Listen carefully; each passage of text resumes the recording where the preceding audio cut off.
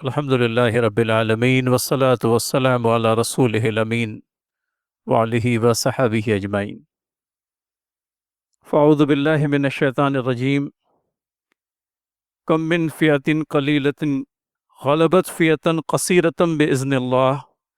والله مع الصابرين. صدق اللہ العظیم. عزیز و محترم سامعین جمعہ، عزت مآب ماں اور بہنوں، پیارے بچوں، السلام علیکم ورحمۃ اللہ وبرکاتہ. 17 رمضان المبارک یوم البدر، اور اسی مناسبت سے معرکہ وجود میں بدر و حنین بھی ہے عشق، یہ عنوان تجویز کیا گیا، اور اسی کے تحت اللہ تعالیٰ چاہے چند ایک نکات پر بات کرنی ہے. 17 رمضان المبارک حق و باطل کا وہ معرکہ جس نے دنیا کی تاریخ کو بدل کر کے رکھ دیا، اگر ایسا کہا جائے تو 100% صحیح ہوگا. یہ وہ معرکہ تھا جس نے اس بات کا فیصلہ کر دیا کہ اس کے بعد جو دنیا میں زندہ رہے گا حق کی دلیل کے ساتھ میں زندہ رہے گا. اور یہ وہ معرکہ ہے جس کے اندر میں اللہ تعالیٰ نے یوں کہہ لیجئے کہ بدر کے چھوٹے سے میدان کے اندر میں اس بات کا فیصلہ فرمایا کہ اس دنیا کے اندر میں ہمیشہ کے لیے قائم سوروپی سربلندی، سرفرازی اور ظفرمندی اہل حق کو ہی نصیب رہے گی. اور اس چھوٹے سے معرکے نے جو تعدادی اعتبار سے چھوٹا تھا، لیکن آئندہ آنے والے وقتوں کے لیے کہیں اس بات کا فیصلہ سنا دیا کہ ہر جنگ جو ہے وہ نفری کی بنیاد پر، تعداد کی بنیاد پر یوں کہہ لیجئے کہ جیتی نہیں جائے گی. وہ کیا عوامل تھے جس کے چلتے اللہ تعالیٰ کے اذن و فضل سے ایک چھوٹی سی نفری نے قریش کے 1000 کے لشکر پر کامیابی پائی، اس کا تذکرہ انشاءاللہ اس گفتگو کے دوران میں آئے گا. محترم ناظرین، وقت کی تنگی کے پیش نظر بہت زیادہ تاریخی تفصیلات کا بیان ممکن نہیں ہو پائے گا، اور ویسے بھی ہماری گفتگو کے پیش نظر یہ ہوتا ہے کہ یہ معرکہ عظیم تر اپنے آپ میں ہم لوگوں کو کیا کچھ پیغامات دے گیا، کیونکہ محض واقعے کا بیان اس مقصد کے اندر میں براری کا سبب نہیں ہو پاتا جو مقصد واقعے کے ضمن میں ہم لوگوں نے اخذ کرنا ہے. یوم البدر اپنے آپ میں کئی ایک اعتبار سے ہم لوگوں کے لیے اپنی زندگی کی راہ متعین کرنے کا سبب و ذریعہ بھی، اور یوم البدر ہمیں اپنی حیات کے اندر میں زندگی جینے کا جو سلیقہ سکھلاتا ہے، جو طریقہ بتلاتا ہے، اس کے ضمن میں بھی یاد رکھنے کے لائق ہے. اللہ کے نبی صلی اللہ علیہ وسلم کو جب یہ معرکہ پیش آیا تھا، نبی محترم صلی اللہ علیہ وسلم نے انصار و مہاجرین دونوں کو جمع کیا، باہمی مشاورت ہوئی، اور یہ اللہ کے نبی صلی اللہ علیہ وسلم کے اسوہ حسنہ کا ایک بہت ہی درخشاں پہلو ہے کہ باوجود اس کے کہ اللہ کے نبی اور رسول تھے صلی اللہ علیہ وسلم، لیکن آپ نے کبھی بھی اپنے صحابہ رضی اللہ تعالی عنہم اجمعین کو انڈرسٹیمیٹ نہیں کیا، بلکہ جب بھی کوئی ایسا معرکہ پیش آتا جو اپنے آپ میں اہمیت والا، آپ ان کے مشورے کو ملحوظ رکھتے ہیں. لہٰذا انصار مدینہ سے بھی مشورہ کیا گیا، اور انصار مدینہ کے علاوہ اللہ کے نبی صلی اللہ علیہ وسلم کے ساتھ میں جو ہجرت کر کے چلے آئے تھے مہاجرین، ان سے بھی بات کہی گئی، اور دونوں گروہوں نے اپنے سرداروں کے ذریعے سے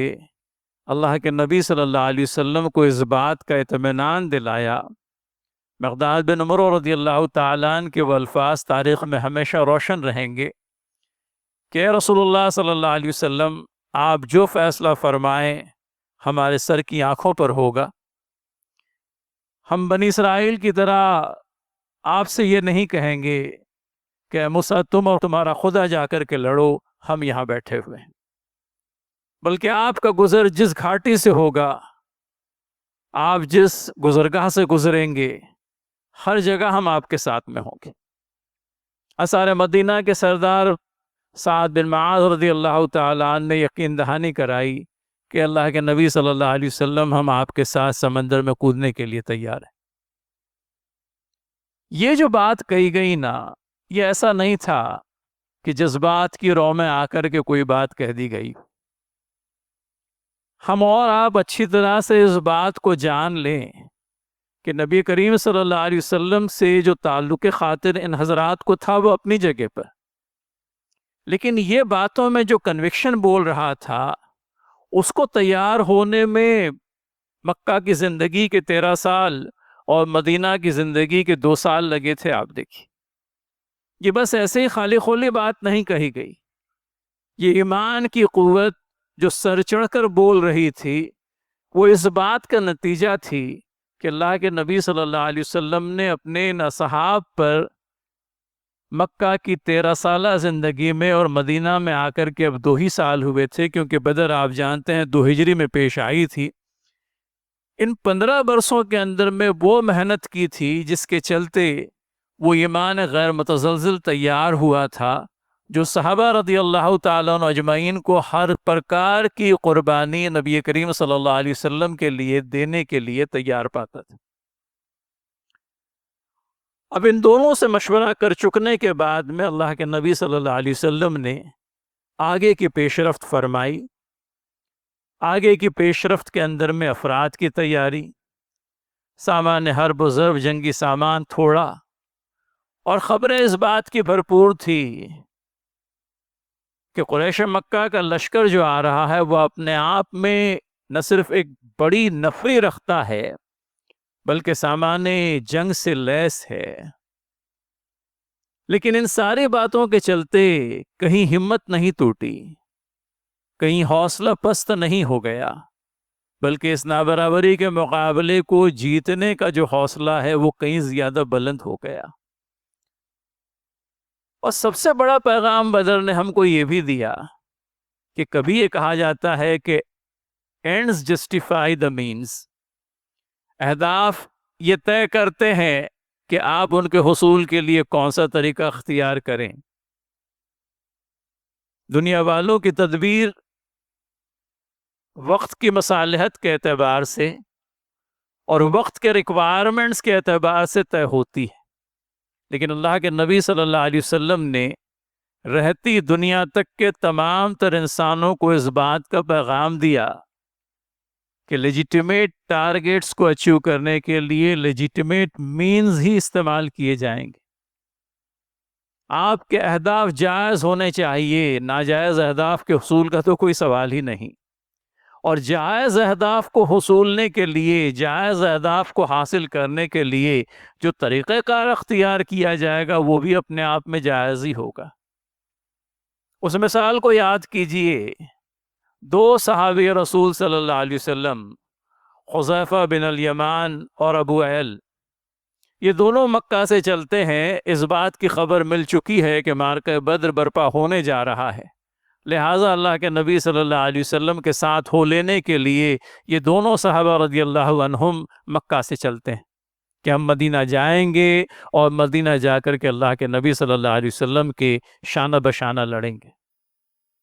لیکن روک لیے جاتے ہیں، مشرکین مکہ روک لیتے ہیں، اور جب جانتے ہیں کہ یہ لوگ مدینہ جانا چاہتے ہیں تو دونوں سے اس بات کا وعدہ لیا جاتا ہے کہ تم مدینہ جانے کے بعد میں اگر ہمارے خلاف میں کوئی لڑائی چھیڑ دی جاتی ہے تو تم اس کا حصہ نہیں بنو گے۔ اب جانے کی ٹھان ہی لی تھی کہ مکہ سے مدینہ جانا ہی ہے،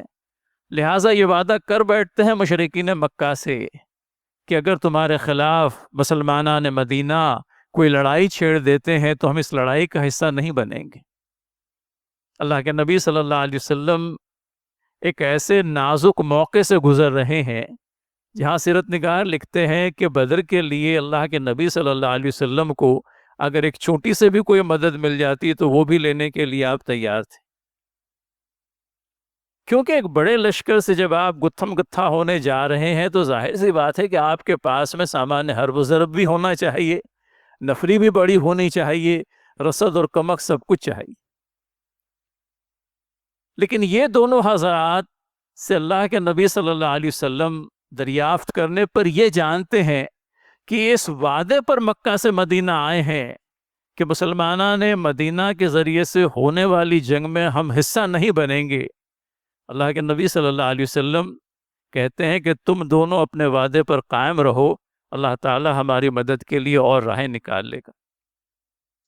اندازہ کریں اس بات کا، یہ اخلاق و کردار کتابوں کے اندر میں پڑھنے میں تو بہت آتا ہے اور اس کے چرچے بہت زیادہ سنے جاتے ہیں، لیکن عمل کی دنیا کے اندر میں اس وعدے کے اوپر قائم رہنا، وہ بھی اتنے نازک حالات کے اندر میں، اللہ کے نبی صلی اللہ علیہ وسلم کا ہی ظرف تھا۔ اور نبی کریم صلی اللہ علیہ وسلم نے اپنے اس اسوہ کے ذریعے سے رہتی دنیا تک کے تمام تر انسانوں کو، نہ صرف مسلمانوں کو، بالخصوص مسلمانوں کو، لیکن تمام تر انسانوں کو اس بات کا درس دیا کہ آپ کا ہدف اپنے آپ میں جائز صحیح، لیکن جھوٹ اور مکر کے ہتھیار استعمال کر کے اس ہدف کو حاصل نہیں کیا جائے گا۔ اس ہدف کو حاصل کرنے کے لیے بھی وہی طریقے اختیار کیے جائیں گے جو اپنے آپ میں جائز ہیں۔ حذیفہ بن الیمان اور ابو ایل، تم دونوں اپنے وعدے پر قائم رہو۔ مشرکین مکہ سے تم یہ وعدہ کر کے آئے ہو کہ ہمارے ساتھ جنگ میں شریک نہیں ہوں گے، تم شریک نہ ہو، تم اپنے وعدے پر قائم رہو، ہمارے لیے اللہ تعالیٰ راہ پیدا کر دے گا۔ بدر اپنے آپ میں اس بات کا بھی درس دیتی ہے کہ تدبیر اور تدبیر کے ساتھ میں اللہ تعالیٰ کے حضور نبی کریم صلی اللہ علیہ وسلم کے دعا، مدینہ سے چلے آنے کے بعد میں میدان جنگ کے اندر میں وہ سارے مقامات جو جنگی اعتبار سے اہم تھے، اللہ کے نبی صلی اللہ علیہ وسلم نے ان کا انتخاب فرمایا، اپنے اصحاب رضی اللہ تعالی عنہم اجمعین کو تعینات کیا، ہر ایک کو اپنی ڈیوٹی بتلائی، سامنے کون ہوگا، بائیں بازو پر کون ہوگا، دائیں بازو پر کون ہوگا، ہر چیز سمجھا دی گئی۔ کہنے کا منشا یہ کہ جنگ ہے، کوئی کھیل تماشا نہیں ہے۔ آپ دیکھیے بیٹے، اسٹریٹجی اگر آپ کے پاس میں ہے تو پاسبلی آپ ون اوور کر جائیں گے، لیکن اگر سمجھ لیجئے ہڑبونگ والی کیفیت ہوگی، جس کے سمجھ میں جو آئے گا ویسا وہ کرے گا، تو یہ انڈسپلین آپ کو خاک چٹانے کا ہی باعث بننے والا ہے۔ لہٰذا اللہ کے نبی صلی اللہ علیہ وسلم نے یہ محسوس کرتے ہوئے کہ مقابلہ ایک کے مقابلے میں 3 ہے، تو ہم کوئی ایسا طریقہ اختیار کریں کہ جس کے چلتے ہماری چھوٹی نفری اس بڑی نفری پر غلبہ پا جائے۔ آرگنائزیشن دکھائی دیا، اپنے آپ میں ڈسپلین دکھائی دیا، اپنے سردار کی مرضی سے سر منہ انحراف نہیں۔ اللہ کے نبی صلی اللہ علیہ وسلم نے جس کی جو ڈیوٹی لگا دی، وہ ڈیوٹی اپنی جگہ پر نہایت ہی نظم و ضبط کے ساتھ میں انجام دے گا۔ نظم و ضبط رہا، آپ دیکھیے رینکس اور فائلز کے اندر میں کسی پرکار کی کوئی بےہودگی دکھائی نہیں دی۔ مشرکین مکہ کے لشکر کے اندر میں گانے بجانے والیاں بھی، شراب کے مٹکے بھی، اور سبھی کچھ، اور یہاں پر ایمان ہے، اخلاق ہے اور کردار کا مظاہرہ ہے۔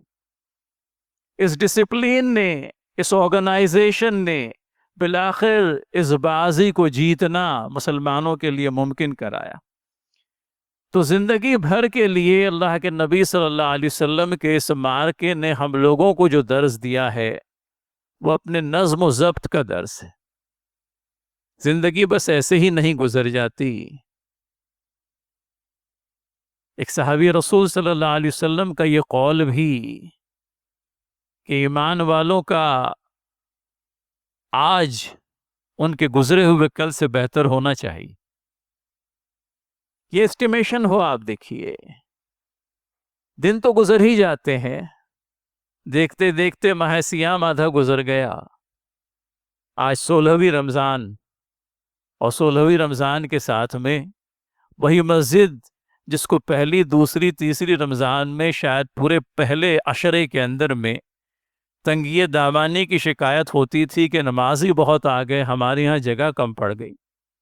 اب پچھلی صفیں خالی ہو رہی ہے،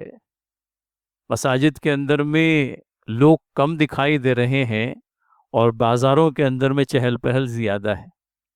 آنے والی ہے عید، منائیں ضرور، اللہ کے نبی صلی اللہ علیہ وسلم نے منع نہیں کیا تھا، اچھے کپڑے پہنے، ڈھنگ کے کھانے کھائے، کوئی نہیں منع کرتا، لیکن ایٹ دا کاسٹ آف نماز نہیں۔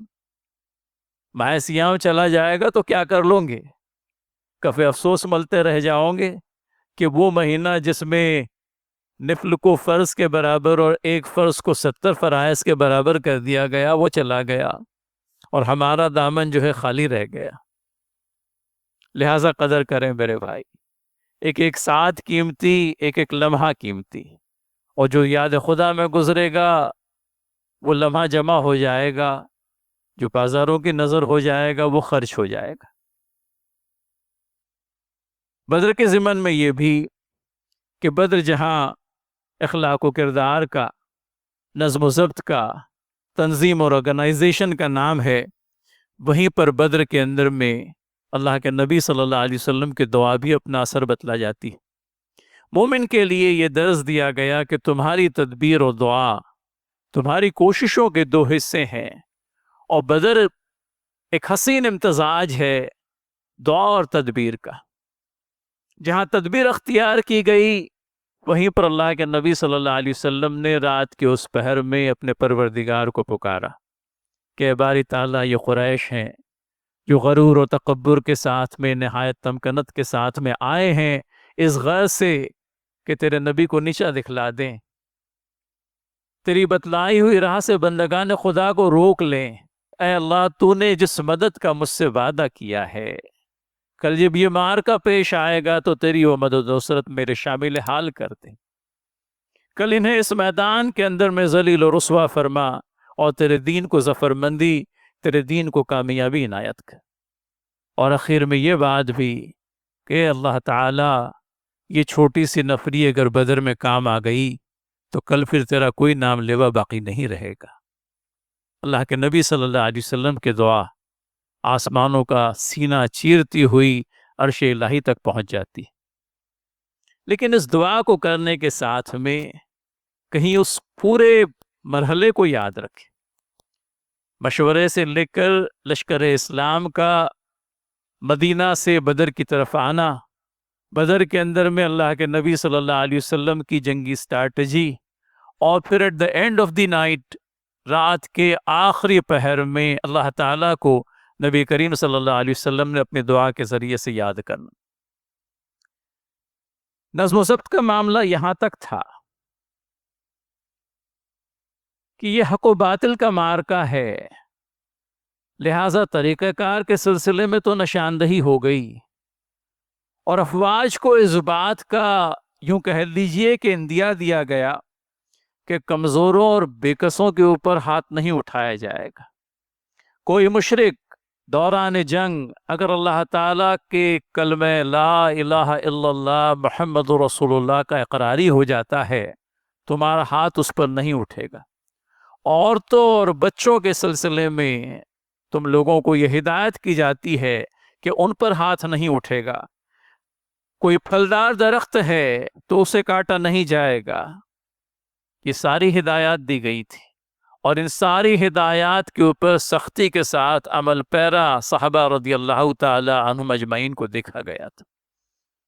بدر نے اس بات کا بھی پیغام دیا کہ نفری چھوٹی سہی، لیکن ایمان اگر آپ کے ساتھ میں ہے، نظم و ضبط آپ کے ساتھ میں ہے، اخلاق و کردار کی دولت اگر آپ کے ہاتھوں میں ہے، تو یہ چھوٹی نفری بھی اللہ تعالیٰ کے اذن و فضل سے ایک بڑی نفری پر کامیابی پا جائے گی۔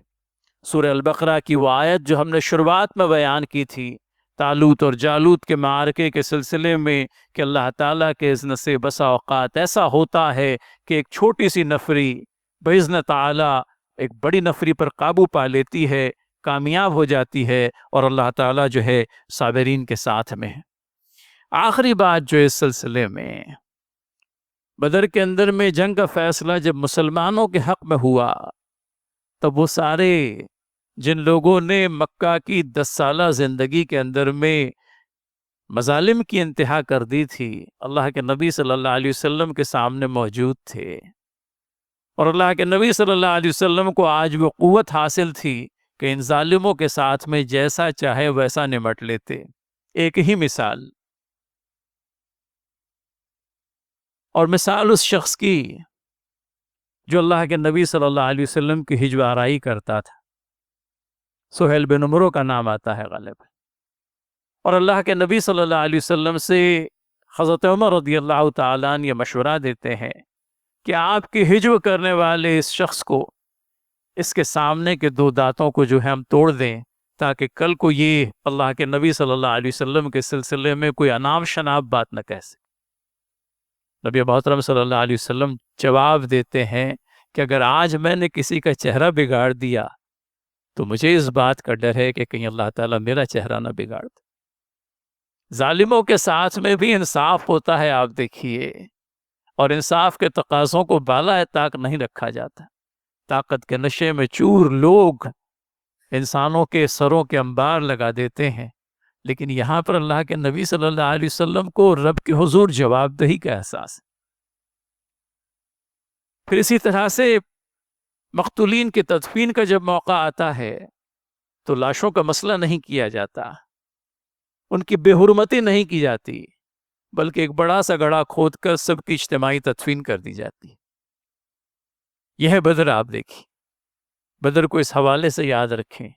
صرف ایک جنگ ہی نہیں، اپنے آپ میں ایک ایسا مارکا جس نے حق و باطل کے درمیان کی جو تمیز ہے اس کو واضح کر دیا۔ کوئی تعجب نہیں کہ سورۃ الانفال میں اللہ تعالیٰ نے بدر کو یوم الفرقان کہا، ایک ایسا دن جو 2 قوتوں کے فرق کو واضح طور پر بتلا گیا، اور ہمیش ہمیش کے لیے گویا اس بات کی تلقین کر گیا کہ حق و باطل کے معرکے میں باذن تعالیٰ اہل حق کو ہی غلبہ و نصرت حاصل ہوتی۔ ضرورت ہے ثابت قدمی کی، ضرورت ہے صبر و استقامت کی، ضرورت ہے تنظیم کی، ضرورت ہے ڈسپلین کی، نظم و ضبط کی۔ اللہ تعالیٰ وہ عظمت رفتہ جو آج کہیں ماضی کا ایک حصہ بن گئی، تاریخ کی ایک سنہری یادگار بن کر کے رہ گئی، اس امت کو ایک مرتبہ پھر عنایت کرے۔ عطا درگاہ حق سے باری تعالیٰ ایک مرتبہ پھر فرما، اس امت کو وہ تمام تر لوازم، وہ تمام تر عناصر، وہ تمام تر فیکٹرز جو بدر میں ہماری کامیابی کا باعث و ذریعہ بن گئے۔ آمین یا رب العالمین، وآخر دعوانا ان الحمد للہ۔